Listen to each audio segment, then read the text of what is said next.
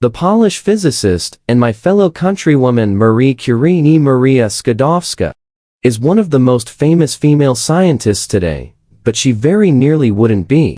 The Nobel Committee that eventually awarded Marie, together with her husband, Pierre Curie, the Nobel Prize for Physics in 1903 for their study into spontaneous radiation, initially wanted to exclude her simply because she was a woman, which meant that her contributions to the field would be been entirely attributed to Pierre.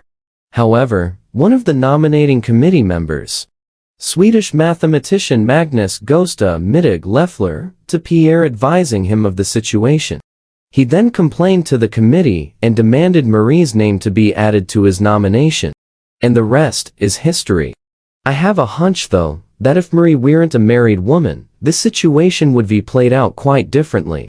Another brilliant physicist, Lise Meitner, born in Austria to a Jewish family, who discovered nuclear fission, the splitting of atoms that led to the development of nuclear energy and atomic weapons, wasn't as lucky. It was her collaborator, Otto Hahn, who took home a Nobel Prize in Chemistry in 1944 for their work. And that's in part because he downplayed her role in it. According to Marissa Moss, the author of a recent book about Meitner, Hahn referred to her in his acceptance speech with a German term that means assistant. Many other scientists, inventors, and thinkers who also happened to be women in times when it was still frowned upon for them to pursue these unladylike professions, were even less lucky. And while their work might be been just as brilliant as that of their male counterparts, or shaped the world we live in today, we'll likely never know their names. At best, we only know the names of men who took credit for their accomplishments. In fact, this erasure of women is a pretty well-established pattern. And there's even a name for it, the Matilda effect. In 1883, American suffragist and abolitionist Matilda Jocelyn Gage published an essay titled Woman as an Inventor in the North American Review, criticizing the often repeated belief that women possess no inventive or mechanical genius.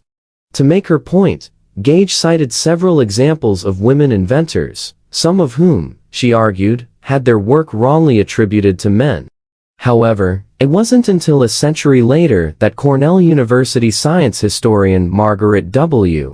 Rossiter dubbed this denial of recognition to women scientists the Matilda effect. And the more historians and other scholars dug into this pattern, the clearer it became, and not only within science.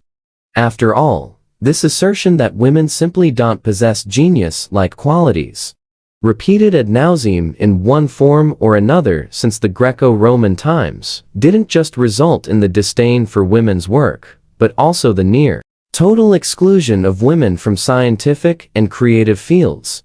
For centuries, women couldn't attend higher education before leaving for France. Marie Curie applied to Kraków University in Poland, but was rejected for being a woman, couldn't start their own businesses or own property. Anything a woman owned was legally her husband's possession until the mid-19th century, and couldn't file for patents unless they were unmarried, but even then, it wasn't an easy path. Even a woman seeming intellectual was considered unladylike and rude. And while some women tried to bypass all these patriarchal hurdles, not many succeeded. And among those who did, hardly any actually made it to history books. Some of them had their ideas stolen by men. Rosalind Franklin, a British chemist, made the monumental discovery of the double helix, the description of the structure of a DNA molecule. But it was first credited to James Watson and Francis Crick, who took the research from her lab without permission. Margaret Knight, a self-taught American engineer, invented a machine that enabled the mass manufacture of flat-bottomed bags. But her design was stolen and patented by a man called Charles Annan. Some others didn't have much luck and died without any recognition for their contributions. Ada Lovelace, a British mathematician, was the first to publish a computer program. But her work was largely ignored and forgotten about for nearly 100 years.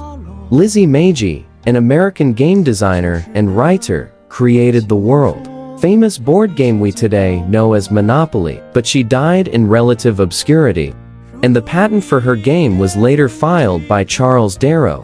If it weren't for an economics professor, Ralph Anspach, accidentally uncovering Maggie's identity during his research, we wouldn't know that either. Some women also didn't have much luck during their lives, but at least after their deaths, their work was attributed to men. This happened, for instance, to Italian physician Trocula and French botanist Jean Barrett. Even women who tried to take credit for their own work were frequently doubted and not considered real scientists, inventors, or artists. When Margaret Knight filed a patent interference lawsuit against the man who stole her design, his defense was that she could not possibly understand the mechanical complexities of the machine. Ultimately, Knight won the lawsuit and invented 80 other industrial machines, including a rotary engine. But while these women were eventually recognized for their contributions, how many more brilliant women have we never heard of, and most likely never will? And how many women we only know as assistants or helpful wives of genius men, like Einstein's first wife, Mileva Einstein-Mari, Serbian physicist and mathematician, were actually as brilliant, if not more, as the men we praise today. Yes, all of this does matter, and perhaps more than we realize. None of this would be as disconcerting if it was commonly believed that women indeed contributed plenty to the world we live in today. But that's just not the case, is it? If anything, countless people continue to insist that it's men, particularly white men, because, of course, who built this world and invented everything in it. And so women should be grateful for all their hard work, instead of trying to argue that, actually, we accomplish things too. And the bad news is, this doesn't just result in headaches for anyone with the proper knowledge of history.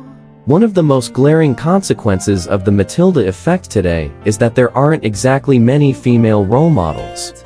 Even the brilliant women whose achievements were eventually recognized are largely missing from our history books, textbooks, statutes, busts, portraits, and generally speaking, public memory. According to research by the National Women's History Alliance in the 1980s, less than 3% of educational materials in the U.S. focused on women's contributions to society. More recently, the Smithsonian's calculations found that of the 737 individual historical figures taught in schools, only 178 are women. In the UK, teaching about women's history isn't even compulsory, and only 2.7% of statues are of historical, non-royal women. Women are still largely invisible, and the harmful stereotypes about women's abilities that led to this invisibility are still alive and well today, too. At 6 years old, girls already believe brilliance and intelligence are male traits. One recent US-based study finds. A wealth of research also shows that parents, teachers, and other caregivers often perpetuate those stereotypes, too, even if unknowingly. For instance, another recent study found that parents and mentors of female chess players thought their potential was, on average, much lower than their male counterparts. It's no surprise that despite girls' high aptitude in STEM at early ages, they increasingly lose interest in these subjects as they get older. Or that in certain fields like computer science or engineering, global female enrollment continues to be staggeringly low. If you're born into this world and happen to be a girl, you quickly understand that your gender is mostly a hindrance. The role models that look like you are few and far in between. The idea that women created and discovered things that have changed the world in the same way men have continues to fall flat. And so does the belief that girls can do and accomplish anything boys can. Even accomplished women in the spotlight today are still frequently defined, mostly in relation to men. We're wives and girlfriends and mothers first, before we're allowed to be anyone else, it seems. Just a few days ago, the British media outlet Sky News posted a headline about Susie Wolff, Scottish former professional racing driver and current managing director of F1 Academy, referring to her as wife of the F1 team boss. And that's just one example out of dozens of others. The sad truth is that the Matilda effect still prevails, and there's still work to be done if we ever want to change that. It's almost the end of Women's History Month. And while I've read plenty of great stories and learned quite a few things, I wish there was more emphasis on the fact that this barely scratches the surface of women's contributions to history and society. There's so much we likely don't know and might never even uncover. The other day, I was reading about a recent study by two Finnish researchers at the University of the Arts Helsinki who, through a 6-year-long research, uncovered the stories of 126 overlooked Finnish female classical composers from the 19th and early 20th centuries. And although there were limits to the type of music women could compose back then, many produced operas, chamber music, and symphonies.